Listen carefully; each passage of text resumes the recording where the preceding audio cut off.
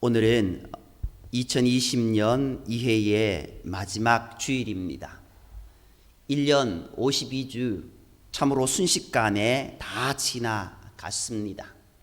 이러한 시간 속에 우리 인생은 이와 같은 12월을 맞이할 때마다 시간이 얼마나 귀한 것인가를 다시 한번 깨닫게 됩니다. 우리가 지나온 1년은 365일이고 8760시간이지 않습니까? 지나온 8760시간을 보람있게 후회 없이 가치 있게 살아왔습니까? 사람에게는 누구나 종말이 있습니다. 그런데 죽음에 대한 사람들의 태도는 다양합니다. 죽음에 반항하는 사람, 죽음을 부정하는 사람, 죽음에 대해 분노하는 사람, 죽음과 타협하는 사람, 그리고 죽음에 대해 공포를 느끼는 사람들이 있습니다. 반면에 죽음을 높은 경지에서 맞이하는 사람도 있습니다. 성 프란시스코는 내게 더 잘하고 잠자러 가자고 오는구나 라고 그 죽음을 고백했다고 합니다. 그러나 일반적인 사람은 죽음을 앞에 두고 공포감과 두려움에 떨게 되지 않습니까? 그런데 오늘 본문에 보면은 예수님께서는 죽음이 왔을 때 우리가 전혀 상상할 수 없는 한마디를 하셨습니다. 테텔레스타이, 다 이루었다라고 말하지 않습니까? 예수님은 죽음으로써 구약에 예언된 말씀을 성취하셨습니다. 대부분의 사람들은 인생을 살아가면서 나름대로 여러 목표를 설정해 놓고 그 목표를 이루기 위해 살아갑니다. 사람들은 땅의 것만 가지고 성공했다라고 말합니다. 그러나 하나님은 우리 각자에게 사명을 주시고 기대를 걸고 계십니다. 예수님은 인간적인 목표를 위해 살지 않으셨고 하나님이 바라시는 기대대로 사셨습니다. 주님은 내가 이 땅에 온 것은 하나님의 말씀을 이루러 오셨다라고 말씀하셨습니다. 그리고 내가 온 것도 내 마음대로 온 것이 아니라 아버지가 날 보내셔서 왔다라고까지 말씀하셨습니다. 주님은 보내신 이의 뜻을 양식 삼으셨습니다. 주님의 양식은 사람을 살리는 것이었습니다. 주님은 전도하는 것을 양식으로 삼으셨던 것입니다. 주님은 보내신 이의 뜻, 하나님의 뜻을 이루기 위해 거기에 생명을 걸고 매진하셨습니다. 하나님의 뜻을 이루는 것을 자신이 사는 힘으로 여기셨습니다. 그러했기에 하나님의 뜻을 이루는 것에서 만족을 발견했습니다. 예수님께서 말씀하신 다 이루었다라는 이 단어는 헬라어로 테텔레스타이라고 말합니다. 그런데 이 단어의 원형은 텔레오라고 되어 있습니다. 다 이루었다라고 표현된 이 텔레오는요, 종이 주인의 심부름을 온전히 다 행했을 때 쓰는 그런 표현입니다. 또한 하나님 앞에 제물을 드릴 때 흠도 없고 점도 없는 깨끗한 것을 드리는 것을 텔레오라고 말합니다. 화가가 그림을 완성한 후 스스로 만족할 때 텔레오라고 말합니다. 결국 예수님의 생은 이 텔레오를 향해서 하나님이 다 이루시기 원하셨던 그 이루심을 위해서 움직이셨습니다. 한 발자국 갈 때마다 하나님의 뜻을 성취하셨습니다. 십자가상에서 목마르다고 하신 것도 구약을 이루기 위함이었습니다. 예수님이 십자가에 달리셔서 하나님 아버지를 향해서 다 이루었다라고 말씀하신 후에 아버지여, 내 영혼을 아버지 손에 부탁하나이다 라고 말씀하셨습니다. 이것이 바로 하나님 아버지의 뜻을 이루신 결론이었습니다.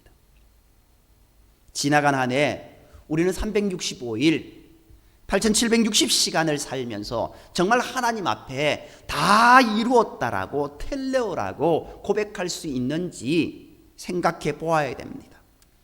우리의 삶에 하나님의 뜻 가운데 걸어감이 없으면은 어떻게 새해를 선물로 기쁨으로 받을 수 있겠습니까?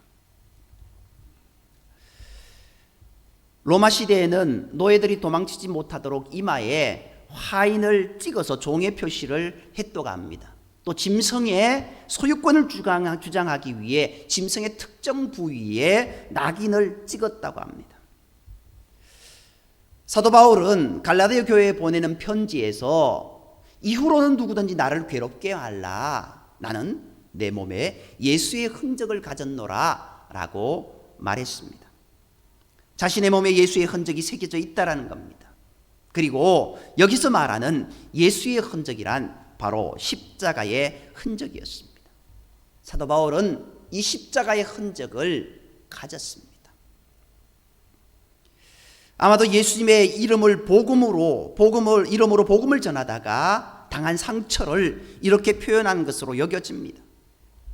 바울은 복음을 전하다가 온갖 고난을 겪지 않습니까? 가는 곳마다 환난을 당하고 핍박을 받았습니다. 수차례 매를 맞고 돌세례를 당했습니다. 여러 번 감옥에 갇혀 옥고를 치렀습니다. 바울의 몸은 흉터로 가득했습니다. 그러나 바울은 자신의 몸에 생긴 흉터를 예수의 흔적이라고 자랑했습니다. 이 흉터야말로 자신이 예수님의 종됨을 표시하는 것이라고 강조했던 겁니다. 이처럼 사도 바울은 다메섹 도상에서 그리스도를 체험하기 전까지는 십자가 없는 삶, 그리스도의 흔적이 없는 삶을 살았습니다. 그러한 삶은 늘 모자라고 분열되며 단절되는 삶, 모든 것이 감수하는 마이너스의 삶이었습니다. 그러나 그가 십자가의 흔적을 지니면서 그의 삶은 완전히 달라졌던 겁니다. 하나님과 연결되어지고 하나님과 결합하고 그의 삶은 플러스의 삶을 살아가게 되었습니다. AD 325년 콘스탄티누스 대제에 의해서 소집된 니케아 종교회의 때 300여 명의 지도자들이 모였습니다. 회의에 참석한 대부분의 지도자들은 한눈이 뽑히거나 양손이 잘리고 두 다리가 잘린 사람들이었다고 합니다. 그들은 예수님 때문에 고문을 당하다 눈이 뽑히고 팔과 다리가 잘렸습니다. 그들의 몸에는 무수한 흉터가 가득했다고 합니다. 그날 성례식을 집례했던 한 감독이 이런 말을 했습니다. 여러분, 우리 모두는 주님을 위해 박해를 받다가 온몸이 이렇게 되었습니다. 그러나 이것은 고난의 흔적이 아니라 주님을 사랑한 사랑의 흔적이요, 장차 주님 앞에서 칭찬받을 가장 영광스러운 흔적입니다. 우리 모두는 주님을 사랑함으로써 승리했습니다. 그렇게 고백한 것입니다. 우리는 이런 고난의 시대를 살지 않습니다. 그렇다고 우리에게 예수님으로 인한 흔적이 없어도 된다는 말은 아닙니다. 우리에게도 예수님으로 인해 생기는 흔적들이 있어야 된다는 겁니다. 부활하신 예수님의 손에는 우리를 위해 십자가에 못 박히신 못자국이 있었습니다. 옆구리에는 창에 찔려 물과 피를 쏟으신 창자국이 있었습니다. 예수님의 못자국, 창자국은 우리를 향한 하나님의 사랑의 흔적이었습니다. 예수님을 다시 만나는 날, 우리는 예수님의 몸에 있는 이 흔적을 보며 그분의 크신 사랑에 감격할 것입니다. 예수님의 몸에 우리를 향한 사랑의 흔적이 있는 것처럼 우리의 몸에도 예수님을 향한 사랑의 흔적이 있어야 합니다. 우리의 눈에는 영혼을 위해 눈물로 흘린 애통의 흔적이 있어야 됩니다. 우리의 무릎에는 영혼을 위해 무릎 꿇고 애끓는 기도의 모습들이, 그런 흔적이 있어야 됩니다. 우리의 손에는 영혼을 위해 수고한 섬김의 흔적이 있어야 됩니다. 우리의 발에는 영혼을 주님 앞으로 인도하기 위해 뛰다가 부르튼 흔적이 있어야 됩니다. 우리의 몸에 주님의 몸된 교회를 위해 충성한 흔적들이 있어야 한다는 것입니다. 예수님 때문에 생긴 고난의 흔적은 괴로움의 표시이기도 하지만 영광의 표시입니다. 복음을 전하다가 핍박을 당할 수 있습니다. 주님이 맡겨주신 영혼을 섬기다가 고난을 당할 수 있습니다. 예수님 이름 때문에 멸시를 당할 수 있습니다. 그러나 이 모든 것은 예수님을 위한 흔적으로 우리의 몸에 영원히 새겨지게 될 것입니다. 그리고 예수님이 다시 오시는 그날 이 흔적은 영광의 광채로 변하여서 찬란한 빛을 발할 것입니다. 우리 몸에 예수님 때문에 생긴 흔적들이 가득하기를 바랍니다. 그래서 바울처럼 예수의 흔적을 가진 예수의 종이라고 당당하게 고백하며 살기를 소망합니다. 사도 바울이 자기 인생을 이렇게 당당하게 하나님 앞에서 결산할 수 있었던 것은 그의 삶 속에 십자가의 흔적을 지녔을 뿐만 아니라 그의 삶 자체가 바로 십자가의 삶이었기 때문입니다. 사도 바울은 모든 삶의 여정 속에 십자가의 냄새를 내뿜었으며 온몸에 십자가의 상처를 영광으로 앓고 살았던 사람입니다. 그는 고백하기를 내가 그리스도와 함께 십자가에 못 박혔다라고까지 고백했지 않습니까? 십자가에 자신을 못 박았다라는 것은 옛 사람을 버렸다라는 것입니다. 아예 십자가를 통해 옛 사람은 장사 지내고 새 사람으로 거듭남을 의미합니다. 그렇기에 사도 바울은 십자가를 위해 죽고자 하는 마음을 가지고 살아갔던 것입니다. 십자가 안에서 자신의 삶을 발견한 사도 바울은 십자가를 믿는 믿음 안에서 사는 자신의 모습을 고백하고 있는 것입니다. 그는 이제 십자가를 알 뿐 아니라 믿음으로 자신의 삶 중심에 십자가를 모셔드림으로 십자가가 그의 전부가 되었습니다. 그렇기에 사도 바울은 갈라디아서 6장 14절에 십자가 외에는 결코 자랑할 것이 없나니 라고 말하면서 십자가를 전하는 삶을 살아갔던 것입니다. 유대인들은 표적을 구하고 헬라인들은 지식을 찾았지만 사도 바울은 십자가에 못 박히신 그리스도를 전하는 것을 자신의 사명으로 여겼습니다. 사도 바울은 평생을 오직 십자가를 전하는 삶을 살았습니다. 오늘 우리도 바울의 고백처럼 예수 그리스도의 사랑의 십자가, 은혜의 십자가를 온전히 전하며 나아가는 저와 여러분이 되어야 될 줄 믿습니다. 예수님께서 고백하신 다 이루었다라는 것, 그것은 내 모든 생애를 다 하나님께 바쳤습니다라는 고백입니다. 사람이 일생을 바친다라는 것은 목숨을 바쳤다라는 것입니다. 예수님은 이 땅에 살 때 목숨을 걸고 살으셨습니다. 우리는 예수님의 이 위대한 텔레오 정신을 가지고 살아야 합니다. 사도 바울도 주님의 텔레오 정신, 이 다 이루었다, 주님의 뜻 가운데 다 이루었다라는 이 정신으로 살았습니다. 사도 바울은 환난과 결박이 기다리는 것을 알고도 사명을 다하기 위해서 목숨을 걸고 예루살렘으로 올라갔습니다. 그리고 로마로 갔지 않습니까? 하나님의 복음 증거하는 일을 마치려 하면은 나의 생명을 조금도 귀한 것으로 여기지 아니한다. 이것이 바로 바울의 텔레오였습니다. 사도 바울은 십자가에서 죽으면서 다 이루었다라고 하신 그 주님의 발자취를 따라갔습니다. 사도 바울은 죽음 직전에 이렇게 고백했지 않습니까? 오늘 우리가 후에 읽은 말씀 디모데후서 4장 6절에서 8절 말씀이 그 말씀입니다. 전제와 같이 내가 벌써 부어지고 나의 떠날 시각이 가까웠도다. 나는 선한 싸움을 싸우고 나의 달려갈 길을 마치고 믿음을 지켰으니 이제 후로는 나를 위하여 의의 면류관이 예비되었으므로 주 곧 의로우신 재판장이 그날에 내게 주실 것이며 내게만 아니라 주의 나타나심을 사모하는 모든 자에게노니라. 바울은 하나님의 종으로서 하나님과 계약한 길을 다 달렸습니다. 그는 주님처럼 다 이루었습니다.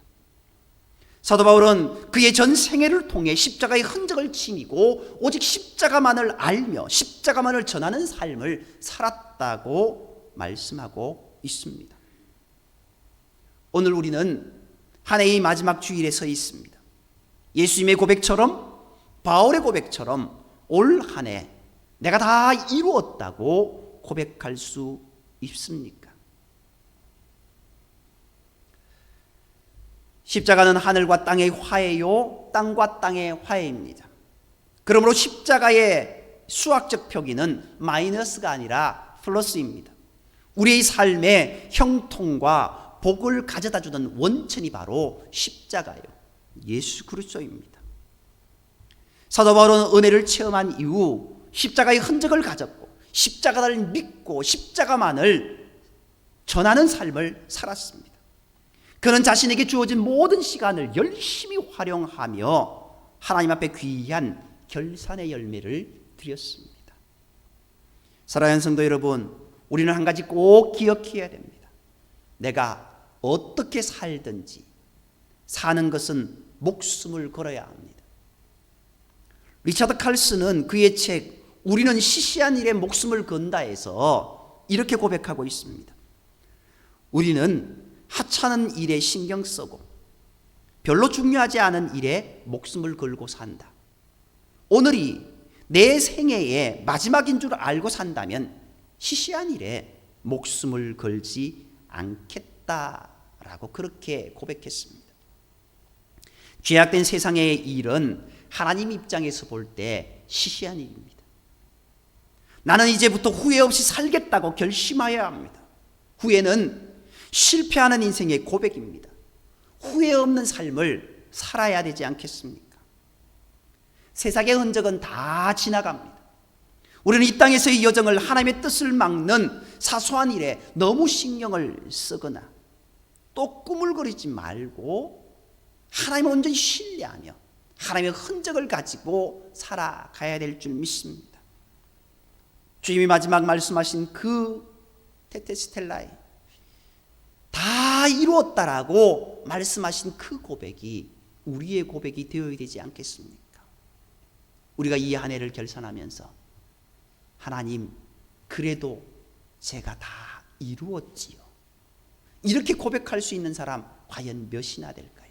물론 그렇지 않다 할지라도 하나님, 하나님의 뜻을 이루기 위해 여기까지 힘겹지만 달려왔습니다라고는 고백할 수 있는 우리의 모습이 되어야 되지 않겠습니까?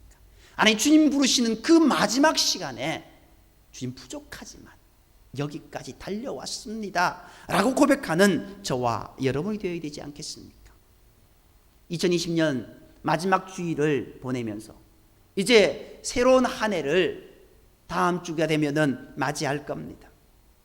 2021년에는 우리의 삶의 목표를 한 해에 정하고 믿음의 선진들처럼 예수님처럼 사도 바울처럼 그렇게 주님의 뜻을 이루어 나가는 그 달려감으로 나아가는 저와 여러분의 얘기를 간절히 소망합니다. 기도드리겠습니다.